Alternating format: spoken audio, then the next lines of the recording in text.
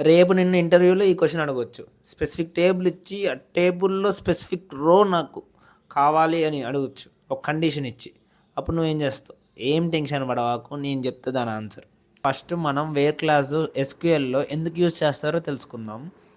Wear class ఎందుకు use చేస్తామంటే డేటాని రిట్రైవ్ అంటే కావాల్సిన డేటాని తెచ్చుకోవడానికి. Only specific రోస్‌లోను. క్లాస్ అనేది ఒక కండిషన్‌ని స్పెసిఫై చేస్తది. ఆ కండిషన్ సాటిస్ఫై అయితే డేటాని రిట్రైవ్ చేస్తది. ఎక్కడి నుంచి? డేటాబేస్‌లో నుంచి. సింటాక్స్ చూడండి. సెలెక్ట్ అంటే టేబుల్‌ని రీడ్ చేస్తున్నట్టు. స్టార్ అంటే హోల్ టేబుల్ అని అర్థం. ఫ్రమ్ టేబుల్ నేమ్ అదే ఏ టేబుల్ నుంచి అయితే నువ్వు డేటాని తీసుకొస్తున్నావో ఆ టేబుల్. వేర్ కండిషన్ అనేది నీకు తెలుసు. ఇప్పుడు కోడ్ చూద్దాం. Select star from player. Table name ఏంటి? ప్లేయర్. వేర్ అనేది కండిషన్ ఇక్కడ.